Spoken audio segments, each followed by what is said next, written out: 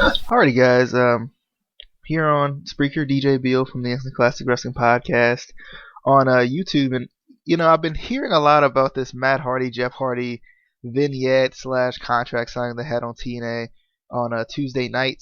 And I just wanted to kind of chime in on it. I think that's kind of what I'm going to use Spreaker for. I'm going to put some of our reviews, pieces from our reviews on Spreaker, but I think it wouldn't hurt to kind of put some different thoughts, like once you get them, just throw them on Spreaker and kind of put it out there that way too, and give something more to Spreaker. But um, I don't understand it. I've been hearing a lot of complaints about it. How it was horrible and it wasn't that good, and how people didn't really like it. And I haven't really actually talked to anyone face to face or through the phone or anything about it. Haven't even talked to Casey about it. I've just been seeing different stuff on different Facebook pages and stuff like that regarding it, and I don't, and I've said this multiple times. I don't understand the TNA hate at this point. You know, this, it was interesting, right? I think you have to watch it one or two more times to kind of truly understand it.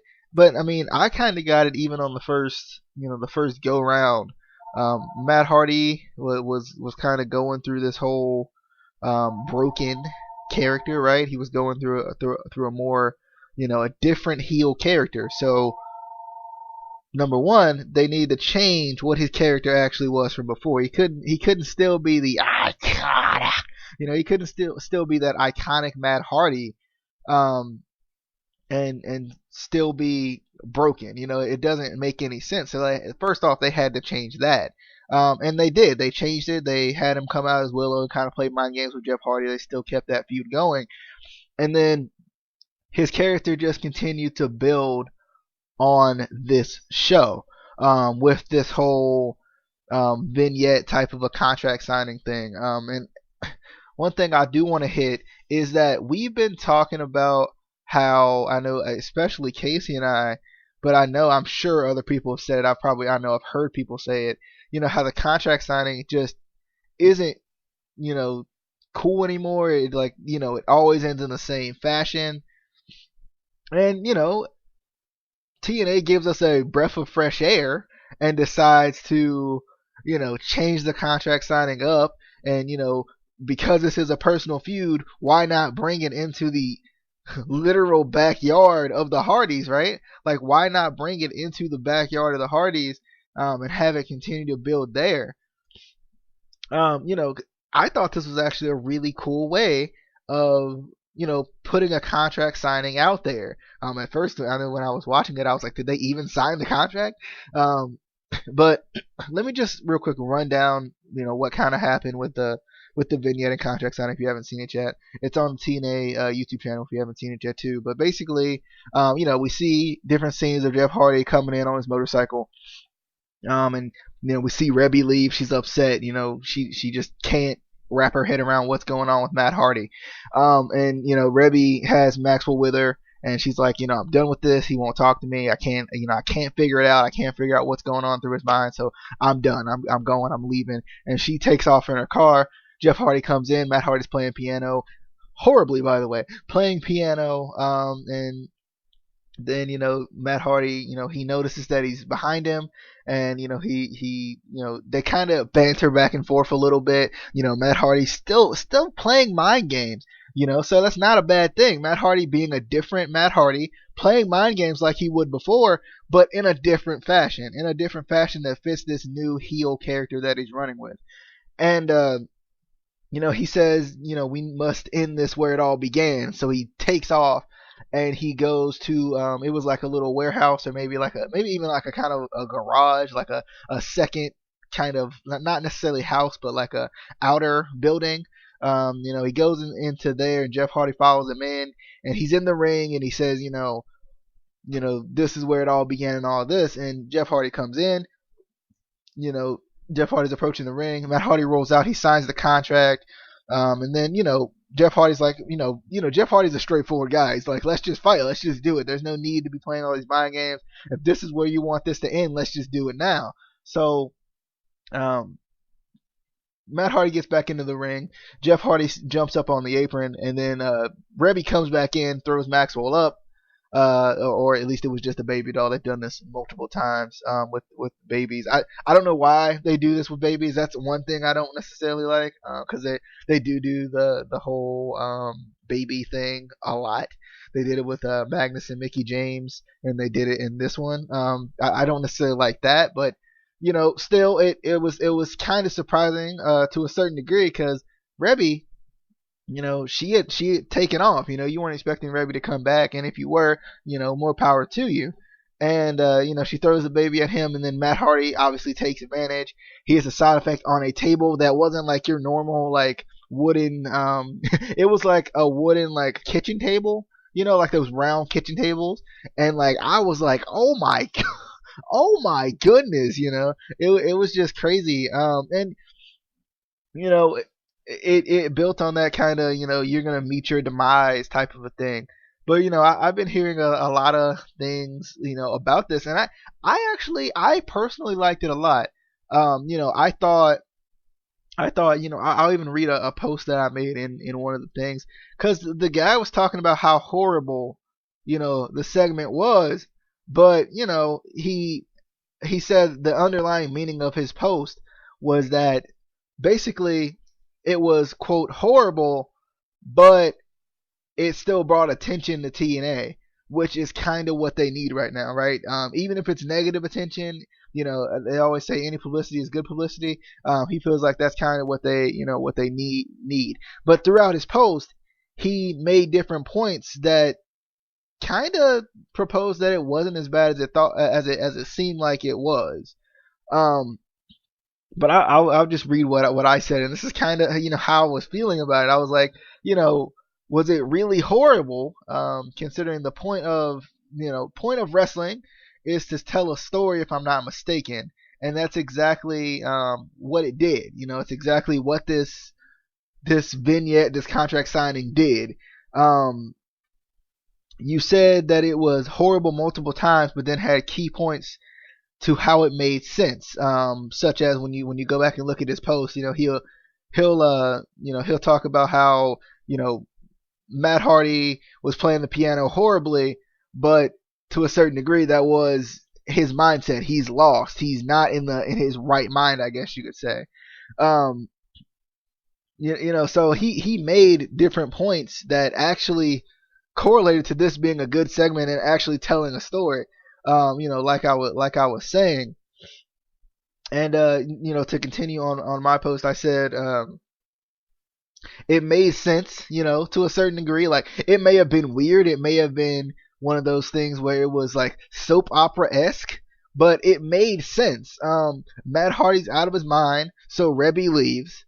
Matt Hardy's out of his mind, so he's gonna play mind games with Jeff Hardy, try to psych Jeff Hardy out because they have a big match coming up, right? And Matt Hardy wants the win. He wants to get that win because that's decisive in not only rebuilding, I guess, his life, but like breaking Jeff Hardy it's a key point in this feud for Matt Hardy. Um, and Matt Hardy goes back to the ring and because this wasn't and I think it actually was good that it was kind of vague and not necessarily explained. It wasn't really explained where they were. Like we didn't necessarily know if they were on Jeff's property, Matt's property, or like their old like childhood property.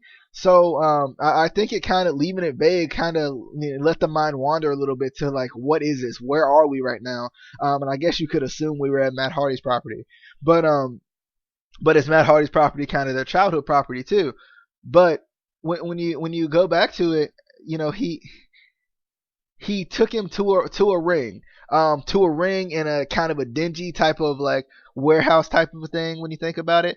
And when you look at that, where it all started, they probably when you think about it, the story of wrestlers, usually you don't start, especially if you went through the indies, you worked your way up. You usually don't start in the big time. You don't start in WWE. You don't start in TNA. You don't start in even Ring of Honor at this point, Lucha Underground, stuff like that. You don't start in those bigger companies. You usually have to work your way up through the local indie feds, and even working your way up through different wrestling schools that could be in warehouses. So that to me made sense. When you think about it from a wrestling standpoint.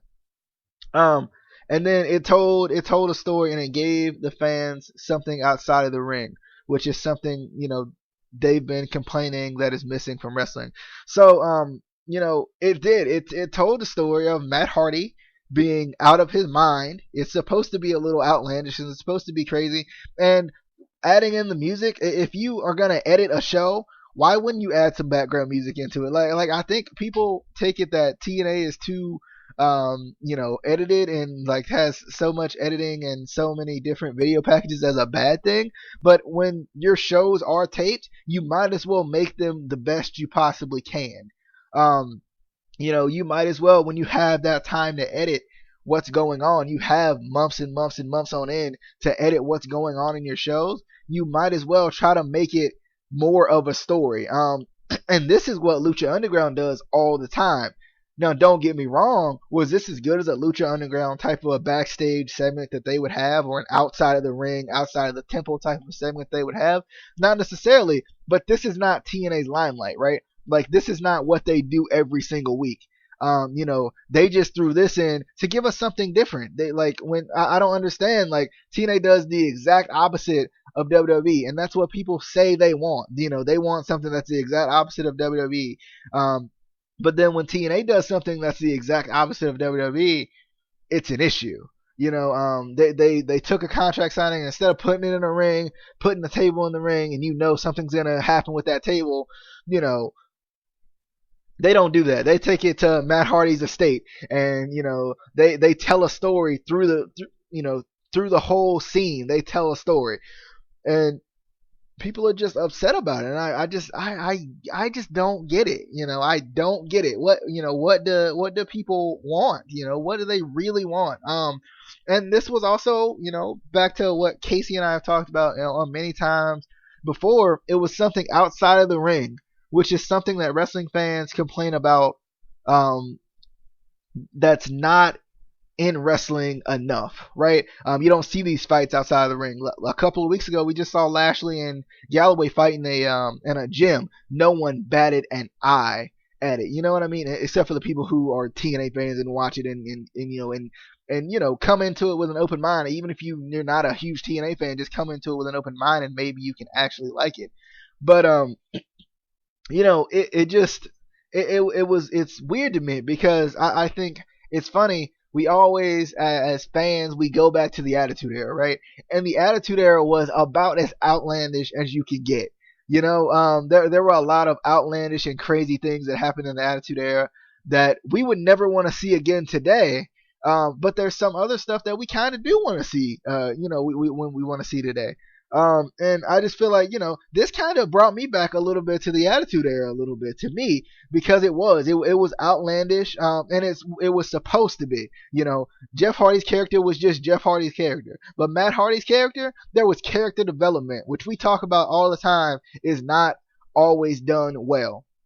And I think another point that I, have been thinking about too, that Casey and I have also talked about on the podcast is we have gotten so mad at TNA for just throwing things together at the last minute, right?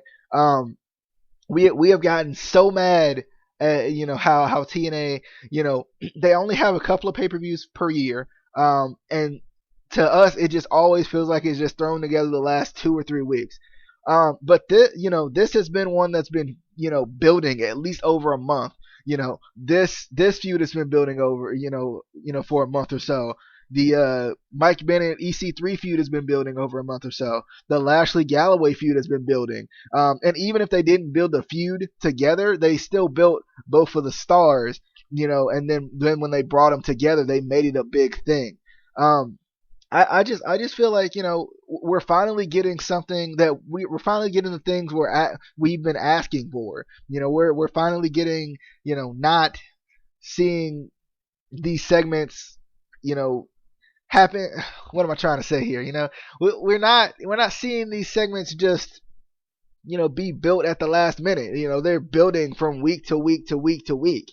And then we're not seeing these feuds get built, just at the last minute. They're actually building, and then when they finally actually build a segment, we get mad about it. When they finally actually bring back Ultimate X, we get mad about it. And I just don't understand it. I just kind of wanted to give a little short excerpt about how I'm feeling about the Matt Hardy, Jeff Hardy, Vignette contract signing thing.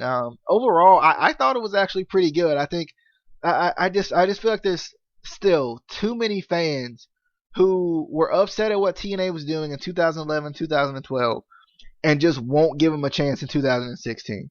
And I'm hoping, and don't get me wrong, has it been perfect? It hasn't, but is anything ever perfect? No.